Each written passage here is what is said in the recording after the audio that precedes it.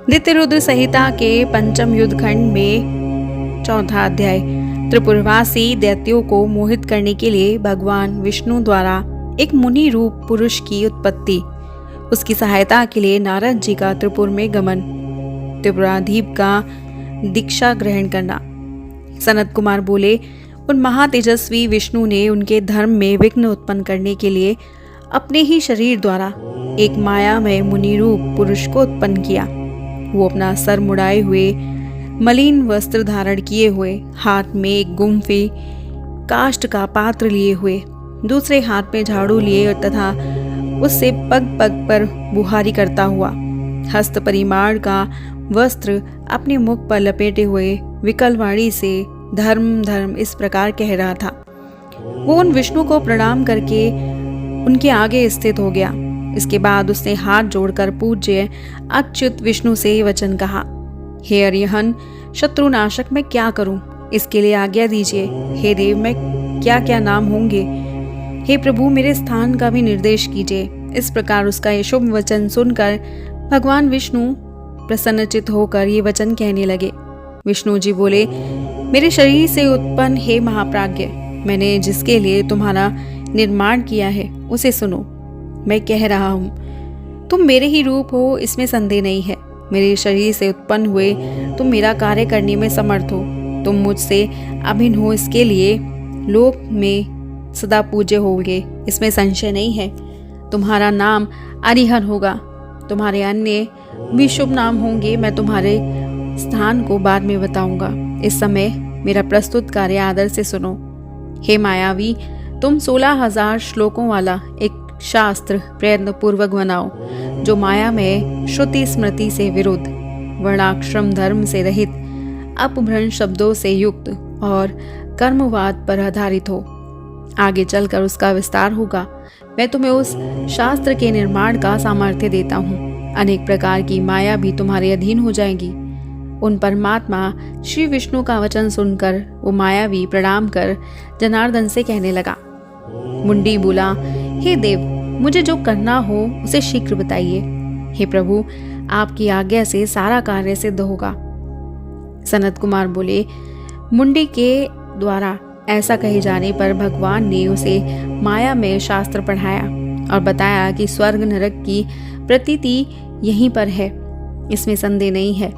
उसके बाद विष्णु ने शिवजी के चरण कमल का स्मरण करके उससे पुनः कहा कि तुम त्रिपुर में रहने वाले उन समस्त दैत्यों को मोहित करो। तुम उन्हें दीक्षित करो और प्रयत्न पूर्वक इस शास्त्र को पढ़ाओ। हे महामते, मेरी आज्ञा के कारण तुम्हें ऐसा करने से दोष नहीं लगेगा।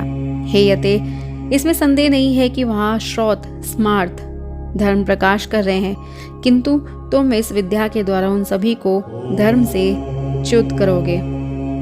हे मुंडीनन, अब तुम उन त्रिपुरवासियों के विनाश के लिए जाओ और तमोगुणी धर्म को प्रकाशित करो, तीनों पुरों का नाश करो। हे विभु, उसके बाद वहां से मरुस्थल में जाकर कलियुग के आने तक वहीं अपने धर्म के साथ निवास करना, और उस युग के आ जाने पर तुम शिष्य प्रशिष्यों के साथ अपने धर्म का प्रचार करना और उसी का व्यवहार करना। मेरी आज्ञा से तुम्हारे इस धर्म का निश्चित रूप से विस्तार होगा तथा मेरी आज्ञा से तत्पर होकर तुम मेरी गति प्राप्त करोगे। इस प्रकार देवादिदेव शंकर की आज्ञा से सर्वसमर्थ विष्णु ने उसे हृदय से आदेश दिया। इसके बाद विष्णु जी अंतर्ध्यान हो गए। उसके बाद उस मुंडी ने विष्णु की आज्ञा का पालन करते हुए उस समय अपने रूप के अनुसार 4 शिष्यों का निर्माण किया और स्वयं माया में शास्त्र पढ़ाया। जैसा वह स्वयं था उसी प्रकार के वो चारों शुभ मुंडी भी थे। वह परमात्मा श्री विष्णु को नमस्कार कर वहीं पर स्थित हो गए। हे मुने, तब शिव जी की आज्ञा का पालन करने वाले श्री विष्णु ने परम प्रसन्न होकर उन चारों शिष्यों से स्वयं कहा, जैसे तुम लोगों के गुरु हैं वैसे ही मेरी आज्ञा से तुम लोग भी बनो। तुम लोग धन्य हो और इस लोक में सद्गति प्राप्त करोगे, इसमें संदेह नहीं है। इसके बाद वो चारों मुंडी हाथ में पात्र लिए, नासिका पर वस्त्र बांधे, मलिन वस्त्र धारण किए हुए, अत्यधिक ना बोलते हुए, धर्म ही लाभ तथा परम तत्व है ऐसा अति हर्षपूर्वक कहते हुए वस्त्र के छोटे छोटे टुकड़ों से बनी हुई मार्जनी धारण किए हुए और जीव हिंसा के भय से धीरे धीरे चलते हुए विचरण करने लगे। हे मुने, तब वे सभी प्रसन्न होकर देवादिदेव श्री विष्णु को नमस्कार करके उनके आगे से स्थित हो गए। उसके अनंतर भगवान विष्णु ने उनका हाथ पकड़कर उन्हें गुरु को अर्पित कर दिया और अत्यंत प्रेम के साथ विशेष रूप से उनके नामों को बताया और कहा, जैसे तुम मेरे हो उसी प्रकार से ये भी मेरे हैं, इसमें संशय नहीं है। तुम्हारा आदि रूप है, इसलिए आदि रूप ये नाम होगा और पूज्य होने से तुम पूज्य भी कहे जाओगे। ऋषि, यति, कीर्य एवं उपाध्याय ये नाम भी तुम लोगों के प्रसिद्ध होंगे।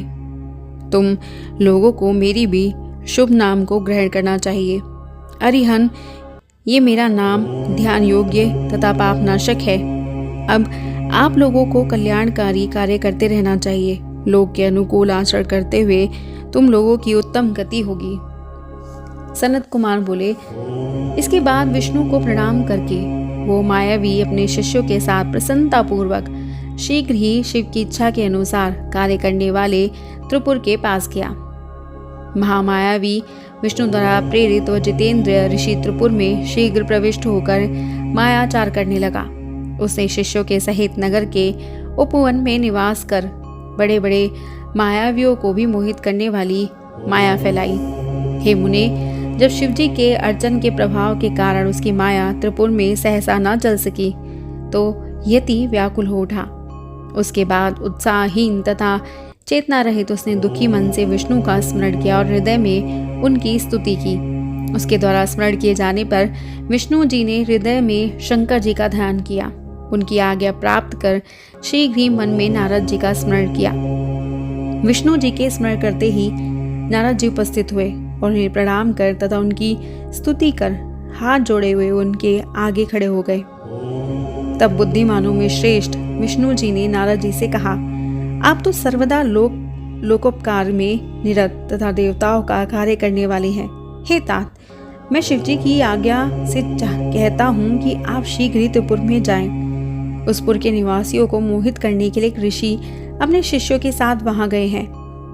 सनत कुमार बोले, उनका ये वचन सुनकर मुनि श्रेष्ठ नारद जी बड़ी शीघ्रता से वहां गए जहाँ मायावियों में श्रेष्ठ वो ऋषि था। नारद जी भी बड़े मायावी थे। उन्होंने मायावी प्रभु विष्णु की आज्ञा से उस पुर में प्रवेश कर उस मायावी से दीक्षा ग्रहण की। उसके बाद नारद जी ने पुराधिपति के पास जाकर उसका कुशल मंगल आदि पूछकर राजा से सारा वृतांत कहा। नारद जी बोले, हे राजन, धर्मपरायण, सभी विद्याओं में पारंगत और वेद विद्या में प्रवीण कोई यति आपके नगर में आया है। हमने बहुत धर्म देखे हैं परंतु इसके समान नहीं। इसके सनातन धर्म को देखकर हमने इसे दीक्षा ली है। अतः हे दैत्य सत्तम, हे महाराज, यदि आपकी भी इच्छा उस धर्म में हो तो आप भी उस दीक्षा को, उस धर्म को ग्रहण कर लें। सनत कुमार बोले, नारद जी का विशद अर्थगर्भित वचन सुनकर वो दैत्याधिपति बड़ा विस्मित हो उठा और मोहित होकर मन में कहने लगा, जब नारद जी ने स्वयं दीक्षा ली है तो हम भी उससे दीक्षा ग्रहण कर ले। ऐसा सोचकर वह स्वयं वहां गया। उसके स्वरूप को देखकर उसकी माया से मोहित दैत्य ने उस महात्मा को नमस्कार करके ये वचन कहा। त्रिपुराधिप बोला, पवित्र अंतकरण वाले हैं ऋषि, आप मुझे भी दीक्षा दीजिए, मैं आपका शिष्य बनूंगा। ये सत्य है, इसमें संशय नहीं है।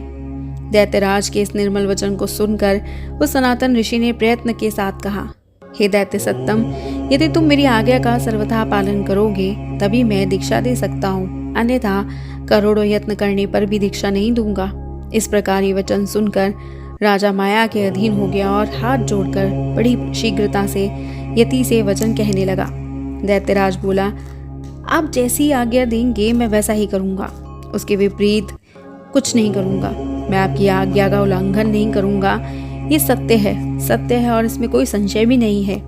सनत कुमार बोले, त्रिपुराधिपति का ये वचन सुनकर उस ऋषि श्रेष्ठ ने अपने मुख से वस्त्र हटाकर उससे कहा, हे दैत्येंद्र, आप सभी धर्मों में परम उत्तम इस दीक्षा को ग्रहण कीजिए, जिस दीक्षा के विधान से तुम कृतार्थ हो जाओगे। सनत कुमार बोले, ऐसा कहकर उस मायावी ने विधि विधान के साथ अपने धर्म में बताई गई दीक्षा उस दैत्यराज को शीघ्र ही प्रदान की।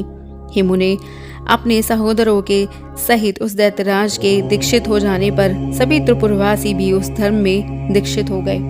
हेमू ने उस समय महामायावी उस ऋषि के शिष्यों तथा प्रशिष्यों से वो संपूर्ण त्रिपुर शीघ्र ही व्याप्त हो गया। इस प्रकार श्री शिव महापुराण के अंतर्गत दैत्य रुद्र संहिता के पंचम युद्ध खंड में सनत कुमार पराशर संवाद में त्रिपुर दीक्षा विधान वर्णन नामक चौथा अध्याय पूर्ण हुआ और हमारा अगला अध्याय है मायावी यति द्वारा अपने धर्म का उपदेश, त्रिपुरवासियों का उसे स्वीकार करना, वेद धर्म के नष्ट हो जाने से त्रिपुर में अधर्माचरण की प्रवृत्ति नामक 5वां अध्याय। और इसे जानने के लिए सब्सक्राइब कीजिएगा हमारे YouTube channel voice of tales को और हमारी वीडियो को लाइक शेयर सब्सक्राइब करना मत भूलिएगा। हर हर महादेव।